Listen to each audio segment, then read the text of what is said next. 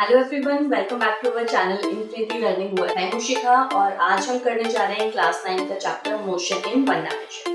इसमें हम बहुत सारे इंपॉर्टेंट टर्म्स पढ़ेंगे और हम जानेंगे कि क्यों हम अगर सर्कुलर पाथ में घूम के एक ही जगह पे वापस आ जाते हैं तो हमारा जीपीएस हमें 0 किलोमीटर रीडिंग शो करता है। तो इसमें क्या आ जाएगा साथ में direction. You are travelling 15 kilometre 2 + 3 + 5 + 6 इन सबको ऐड करेंगे तो हमें क्या 10 किलोमीटर, पर 10 में से ना 5 माइनस करेंगे जो बना था पर second square and series unit is second.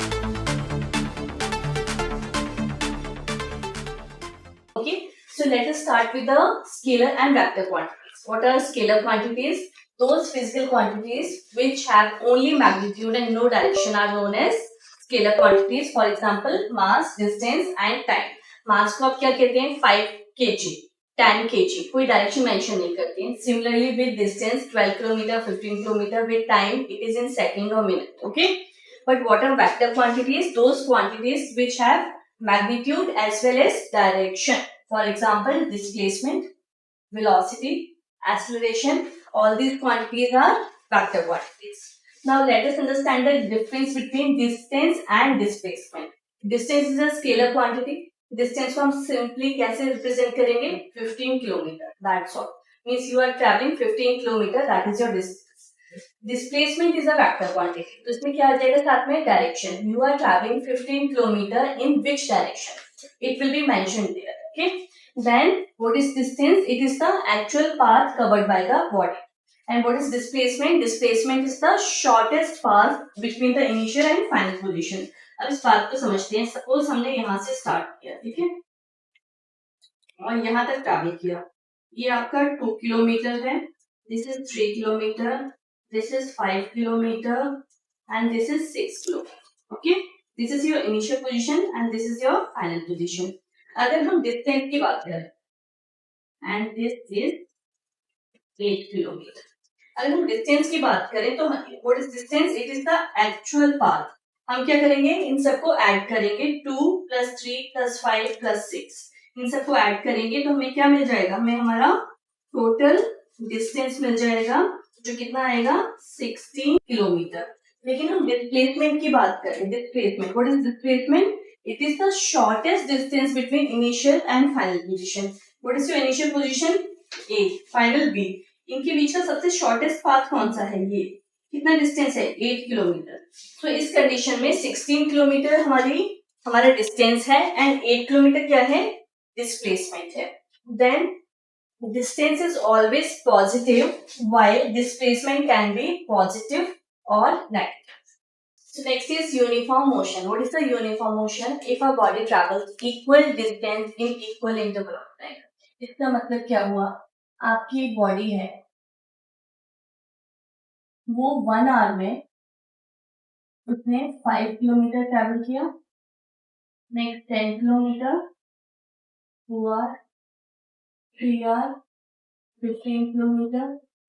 ठीक है, अब देखिए एक 1 आवर में से टोटल कितना ट्रैवल किया 5 किलोमीटर. नेक्स्ट मतलब टोटल 2 आवर्स में कितना ट्रैवल किया 10 किलोमीटर, पर 10 में से जरा 5 माइनस करेंगे जो 1 आवर में उसने ट्रैवल किया था. तो इस 1 आवर में भी 5 ट्रैवल किया, इस 1 आवर में भी 5 ट्रैवल किया, इस 1 आवर में भी 5 किलोमीटर ट्रैवल किया.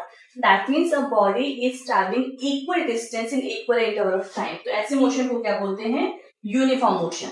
और अनइक्वल कैसे हुआ, नॉन यूनिफॉर्म का मतलब क्या हुआ कि सेम बॉडी अगर फर्स्ट आवर में 10 किलोमीटर ट्रैवल कर रही है, देन सेकेंड आवर में 12 किलोमीटर, 15 किलोमीटर, मीन्स अनइवन.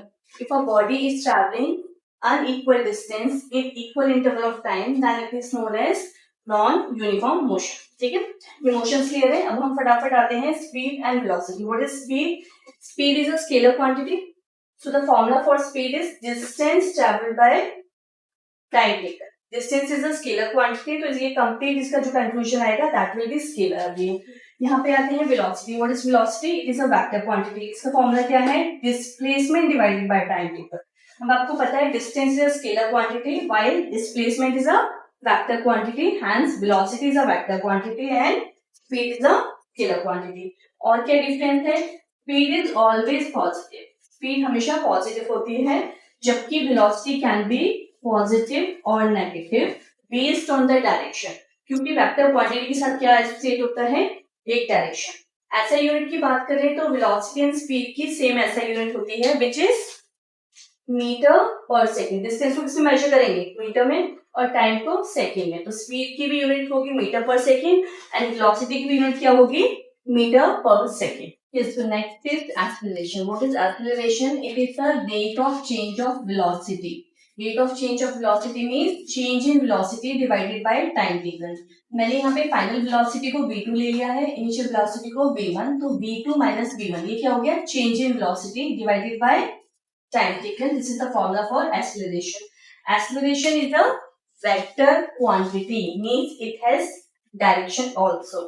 ऐसे यूनिट फाइंड करेंगे, ऐसे यूनिट पे देखिए वेलोसिटी की ऐसे यूनिट हमने अभी फाइंड की थी, क्या थी, वेलोसिटी की ऐसे यूनिट थी मीटर पर सेकेंड, और उसको डिवाइड करेंगे फिर से किससे, सेकेंड से, तो ये क्या हो गया, मीटर पर सेकेंड स्क्वायर. तो इसकी ऐसे यूनिट होती है metre per second square and serious unit is centimetre. Metre की प्लेस क्या आएगा, सेंटीमीटर, तो centimetre per second square. Now the relation for acceleration. Acceleration अभी हमने किया, क्या है, change in velocity. That means यहाँ पे हमने क्या कंसीडर किया, v is our final velocity, u is our initial velocity.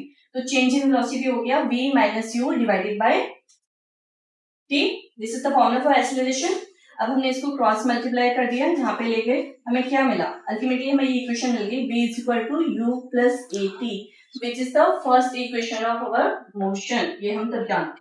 अब यहाँ पे आ जाइए ध्यान से, if v is greater than u, यानी कि initial velocity, suppose a car is moving with 10 metre per second, ठीक है, इस वेलोसिटी से मूव कर रही है, ये u है हमारा, और फाइनल वेलोसिटी इसकी कितनी हो गई, 15 मीटर पर सेकेंड.